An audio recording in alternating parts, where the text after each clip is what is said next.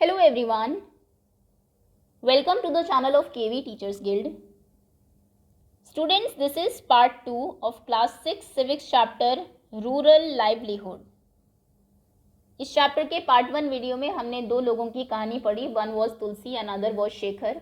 जिसमें से एक लैंडलेस लेबरर है और दूसरे के पास स्मॉल पीस ऑफ लैंड है. किस तरीके से अपार्ट फ्रॉम फार्मिंग उन्हें और भी बहुत सारे काम करने पड़ते हैं टू अर्न अ लिविंग. तो रिमेनिंग जो टॉपिक्स है we will cover in this video. चलिए शुरू करते हैं. So we were on page number 71. यहाँ पर आपको एक पिक्चर दी हुई है. Transplanted paddy growing in the field of Ramalingam's 20 acre. Ramalingam के 20 एकड़ में देखिए कितने उससे पैडी को ट्रांसप्लांट किया गया है. ये उन लेबरर के हार्ड वर्क का नतीजा है जिन्होंने इस पे काम किया, जैसे कि तुलसी. नेक्स्ट हम कहानी पढ़ेंगे रामलिंगम एंड करुथम्मा की. इन एडिशन टू लैंड, ज़मीन के अलावा Ramalingam's family own a rice mill. Ramalingam की फैमिली के पास एक राइस मिल भी है, चावल की मिल भी है, एंड अ शॉप और एक दुकान भी है सेलिंग सीड्स, जो कि बीज बेचते हैं जिसमें वो पेस्टिसाइड्स एक्सेट्रा, मतलब रिलेटेड टू फार्मिंग जो चीज़ें हैं वो वहाँ पर मिलती है. For the rice mill they use some of their own money. Rice mill के लिए उन्होंने कुछ अपने पास से कुछ पैसा लगाया and also borrowed from the government bank, और कुछ सरकारी बैंक से पैसा लिया. They buy paddy from within the village. वो गांव से ही पैडी खरीदते हैं एंड फ्रॉम सराउंडिंग विलेज, और आसपास के गांव से भी. The rice that is produce in the mill is sold to traders in nearby towns. जो राइस, जो चावल फिर उनकी मिल में बनता है वो फिर आसपास के ट्रेडर्स को, व्यापारियों को उसे बेच देते हैं. This give them a substantial income. इससे उनकी अच्छी खासी कमाई होती है. Terrace farming. Okay, agriculture next है. Agriculture labourers and farmers in India. Bharat में लेबरर्स जो खेतों में काम करती है and farmers.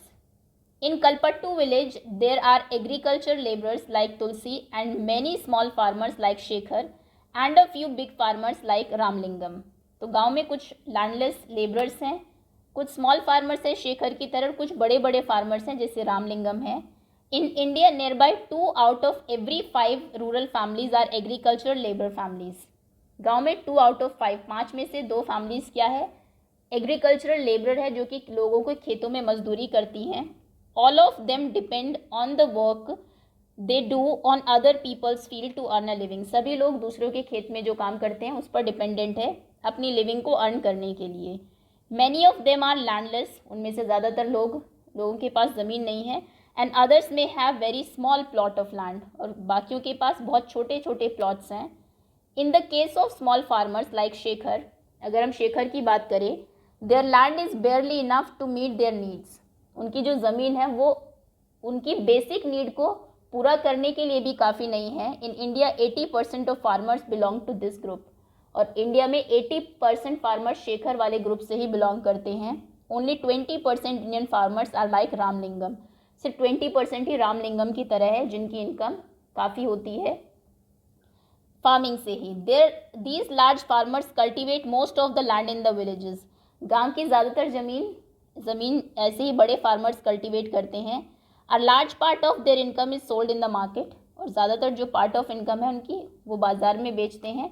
Many of them have started other businesses. कईयों ने दूसरे बिजनेस भी शुरू कर लिए हैं, जैसे शॉप्स, मनी लेंडिंग, दुकानें चला ली, लोगों को पैसे देने का काम वो करने लगे, ट्रेडिंग, व्यापार, small factories etcetera.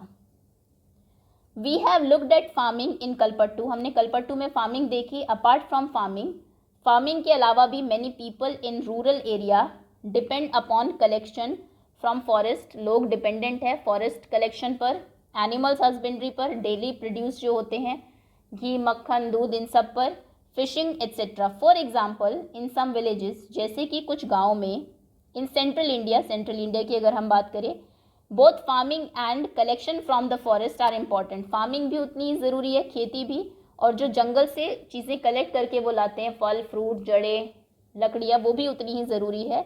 Important source of livelihood है. Collecting mahua, tendu leaves, honey to be sold to traders is an important source of additional income. Additional income का एक इम्पॉर्टेंट सोर्स है महुए को कलेक्ट करना, तेंदू की जो पत्तियां होती हैं उन्हें, और शहद को इकट्ठा करना, और इकट्ठा करके फिर ट्रेडर्स को, व्यापारियों को बेच देना. Similarly selling milk to the village cooperative society और taking milk to the nearby village may be the main source of livelihood for some families. कुछ फैमिलीज के लिए मेन सोर्स ऑफ लाइवलीहुड ये भी है कि वो गाय या फिर जो भैंस है उनको पालते हैं, उसके बाद उनसे जो मिल्क मिलता है उसको कोऑपरेटिव सोसाइटीज़ में आसपास जो होती है उसको बेच देते हैं और उसी से उनका लाइवलीहुड चलती है। इन द कोस्टल एरियाज़, अगर हम कोस्टल एरियाज जो समुद्र के किनारे के एरियाज़ हैं उनकी बात करें, वी फाइंड फिशिंग विलेजेस, आपको फिशिंग विलेजेस मिलेंगे। Let us find out more about the lives of fishing family by reading about Aruna. अब हम अरुणा के बारे में पढ़ेंगे जो जिनकी फैमिली फिशिंग फैमिली है। एंड पारीवेलम, और दूसरे हैं Parivelan, who live in Pudupet, a village close to Kalpattu. Kalpattu के पास में एक गांव है पुडुपेट, ये उनमें रहते हैं, फिशिंग फैमिली से बिलोंग करते हैं। इनकी लाइफ के बारे में पढ़ेंगे, लेकिन उससे पहले ये बॉक्स देख लेते हैं एक बार। Terrace farming in Nagaland, Nagaland की टेरेस फार्मिंग, जैसे आपको ये यहाँ पर दिखाई दे रही है टेरेसेस। टेरेस फार्मिंग हम बोलते हैं सीढ़ी नुमा खेती को। This is a village called Chizami, ये गांव है जिसका नाम है Chizami, which is in Phek district in Nagaland, जो कि नागालैंड के फेक डिस्ट्रिक्ट में है। The people of this village belong to Chakhesang community, यहाँ के जो लोग हैं वो चाखेसंग कम्युनिटी से बिलोंग करते हैं। दे डू टेरेस कल्टिवेशन, और वो टेरेस फार्मिंग टेरेस कल्टिवेशन करते हैं। टेरेस कल्टिवेशन का मतलब क्या है? This means that the land on hill slope पे जो ज़मीन होती है पहाड़ी स्लोप पे, is made into flat plots, उनको फ्लैट प्लॉट बना दिया जाता है। And carved out in steps, और स्टेप्स में यानी कि सीढ़ियों की तरह उन्हें कार्व कर दिया जाता है ऐसे। The side of each plot are raised in order to retain water, और हर एक की जो साइड है उसको थोड़ा सा, जैसे ये है मान लीजिए, इसको थोड़ा सा ऊपर उठा दिया जाता है ताकि यहाँ पर पानी रुका रहे और नीचे ना जाए। This allow water to stand in the field, खेतों में पानी इससे रहता है। Which is best for rice cultivation, जो कि राइस कल्टिवेशन के लिए बहुत अच्छा है। देखिए ये टेरेस ही है, ऐसे सीढ़ियों की तरह है, नीचे की तरफ जा रहे हैं ऐसे, और यहाँ पर पानी भरा हुआ है। आगे थोड़ा सा ऊपर करके घास उगा देते हैं ताकि पानी इसमें भरा रहे, और फिर जो भी फसल उगानी चाहे वो इसमें वो उगा लेंगे। क्योंकि पहले जो ज़मीन थी वो बिल्कुल ऐसी है, स्लोपी है काफ़ी, उस पर कुछ भी अगर आप उगाएंगे तो वो पानी नीचे ही चला जाएगा, पूरा मिट्टी भी बह जाएगी, तो इसलिए ये टेरेसेस बनाए जाते हैं। The people of Chizami have their own individual field, Chizami में लोगों के अपने खुद के खेत हैं। But they also work collectively in each other's field, लेकिन वो एक दूसरे के खेतों में मिलके भी काम करते हैं। दे फॉर्म ग्रुप ऑफ 6 और 8, वो 6 से 8 लोगों का एक ग्रुप बना लेते हैं। And take an entire mountain side to clean the weeds on it, और एक पूरे माउंटेन साइड को, उसमें से वीड्स जो भी है पौधे, जो जंगली पौधे उग जाते हैं उनको हटाते हैं पहले। Each group eats together once their work of for the day is done, और पूरा जो ग्रुप है वो एक साथ ही खाना खाते हैं, इकट्ठे बैठ के खाते हैं जब दिन का पूरा काम खत्म हो जाता है। This goes on for several days, कई दिनों तक ऐसे ही चलता रहता है। Until the work is completed, जब तक कि काम पूरा कंप्लीट ना हो जाए। उसके बाद यहाँ कुछ क्वेश्चंस भी थे। Read again Shekhar's and Tulsi's account.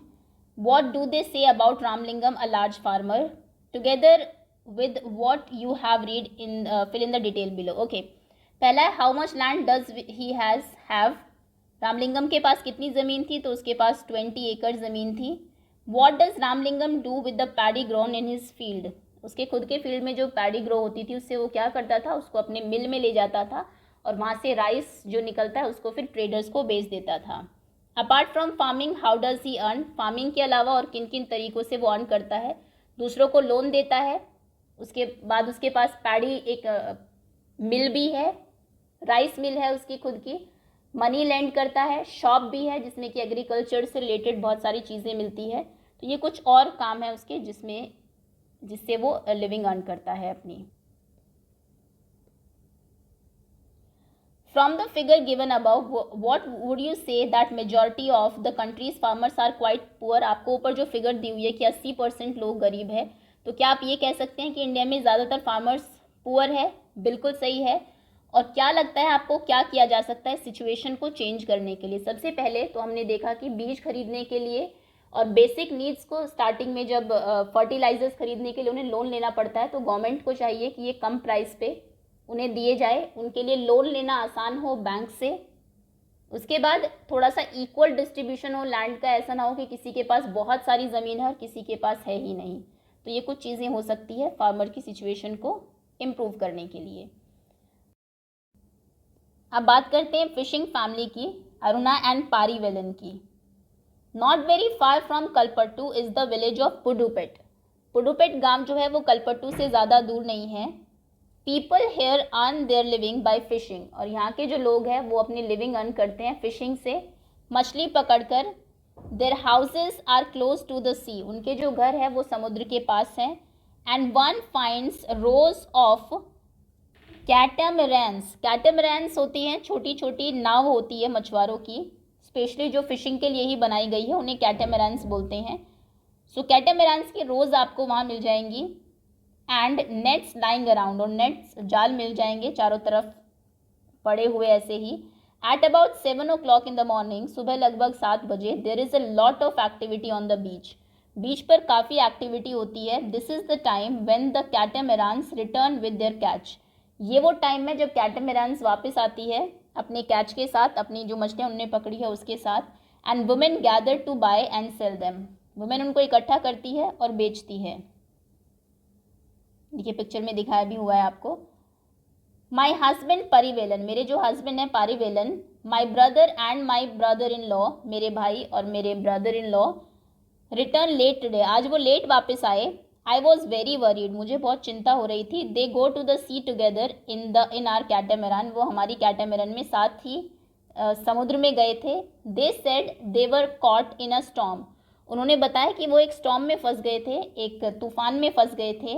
I have kept aside some fish for the family, मैंने फैमिली के लिए कुछ मछलियाँ साइड में रख दी है। I will auction the rest, बाकी जो मछलियाँ बची उनका मैं ऑक्शन कर दूंगी, उनकी नीलामी कर दूंगी। The money I get from the auction, और नीलामी से जो मुझे पैसे मिलेंगे, will be divided into 4 shares, वो 4 पार्ट में बांटे जाएंगे। 1 ईच फॉर ईच पर्सन, हर एक पर्सन को एक पार्ट मिलेगा।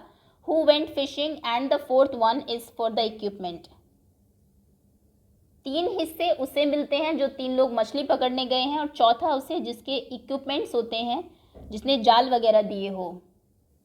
Since we own the catamaran, क्योंकि कैटामरन हमारी है, इंजन्स एंड नेट्स, इंजन और नेट भी हमारे हैं। We get that share too, तो वो शेयर भी, वो हिस्सा भी हमें ही मिल जाता है। We have taken a loan from the bank, हमने बैंक से लोन लिया हुआ है। एंड परचेस्ड एन इंजन, और अपना इंजन खरीदा हुआ है। Which is fixed on the catamaran, जो कि उस कैटामरन बोट पर फिक्स है। Now they can go far into sea, हमने ये पहले भी देखा कि इंजन वाली जो बोट है वो काफ़ी आगे जा सकती है रादर देन जो कि हाथ से चलाई जाती है। तो इंजन लगने के बाद अब वो काफ़ी अंदर तक जा सकती है, so that they can get a better catch, ताकि उन्हें अच्छा कैच मिल सके फिश का। The women who buy fish here will carry them in basket to be sold in nearby village, यहाँ पर जो फ़िश आती है उनको नीलाम कर देते हैं, ये उनको बेच देते हैं वुमेन को, जो वहाँ पर फ़िश लेने के लिए आती है। वो फिर उनको अपनी बास्केट में लेके, टोकरियों में लेके पास के विलेजेस में सेल करने के लिए जाती हैं, बेचने के लिए जाती हैं। Then there are others like traders who buy for the shop in the town, फिर कुछ ऐसे ट्रेडर्स भी हैं, ऐसे व्यापारी भी होते हैं जिनकी मछली बेचने की दुकान है शहरों में, वो भी यहाँ से खरीदते हैं। I will only finish this auction by noon, ये ऑक्शन दोपहर तक ख़त्म हो जाएगा। In the evening my husband and our relative will untangle and repair our nets, शाम को मेरे हस्बैंड और हमारे जो रिलेटिव्स हैं वो नेट को रिपेयर करेंगे, जो टूट फूट हुई है उसको, और उसको अनटैंगल करेंगे, मतलब सुलझाएंगे। Early tomorrow morning around 2 AM, oh my God, कल सुबह के 2 बजे, सुबह क्या रात को ही बजते हैं 2 तो, they will set out to sea again, वो फिर से समुद्र में चले जाएंगे। एवरी ईयर, हर साल, for at least about 4 months during the monsoon, monsoon में लगभग 4 महीनों तक। They can not go to the sea, वो समुद्र में नहीं जा सकते, because this is when the fish breed, क्योंकि ये वो टाइम है जहाँ पर, ये वो समय है जहाँ पर फिश ब्रीड करती है।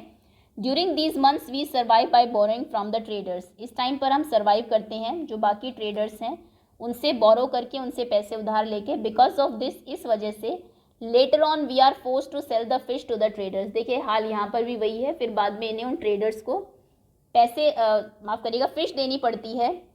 And we can not do our auction, और हम अपनी ऑक्शन नहीं कर पाते। Those lean months are the most difficult, वो महीने जो है वो हमारे लिए काफ़ी मुश्किल भरे होते हैं। Last year we suffered a lot because of the tsunami. पिछले साल क्योंकि सुनामी आ गया था उसमें हमने काफ़ी सफ़र किया, काफ़ी मुश्किलें आई। नेक्स्ट टॉपिक है हमारा rural livelihoods. People in rural area earn their living in various ways. गांव के जो लोग हैं वो अपनी लिविंग को अर्न करने के उनके कई तरीके हैं। सम वर्क ऑन फार्म्स, कुछ फार्म पे काम करते हैं, while others earn their living on non farm activities, कुछ नॉन फार्म एक्टिविटीज़ से अर्न करते हैं। Working on farms involve operations such as preparing the land. Farm पे अगर आप काम कर रहे हैं तो उसमें कौन कौन से काम होते हैं?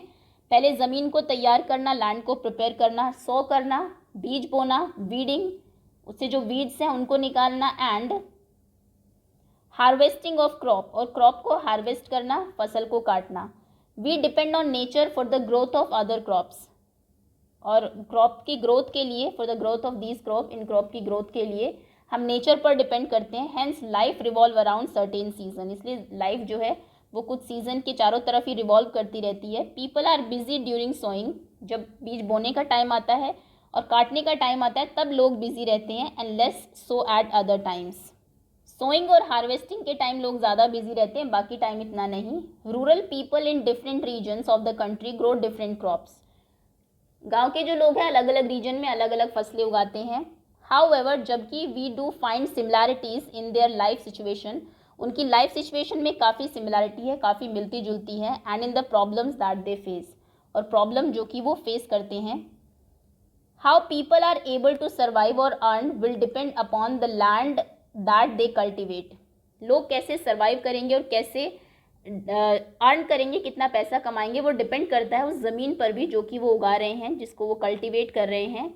Many depends on these lands for work as labourers. कई लोग उस ज़मीन पर डिपेंडेंट रहते हैं क्योंकि वो वहाँ मजदूर की तरह काम करते हैं। Most farmer grow crops both for their own requirement and also to sell in the market. कुछ फार्मर्स ऐसे भी है जो ग्रो करते हैं क्रॉप को ताकि कुछ मार्केट में बेच सके, कुछ अपने यूज़ के लिए। Some have to sell the traders from whom they have borrowed money, कुछ को उन्हें बेचनी पड़ती है फसल जिनसे उन्होंने पहले पैसे लिए थे। फॉर देयर सर्वाइवल, अपने सर्वाइवल के लिए many families need to borrow money for their work.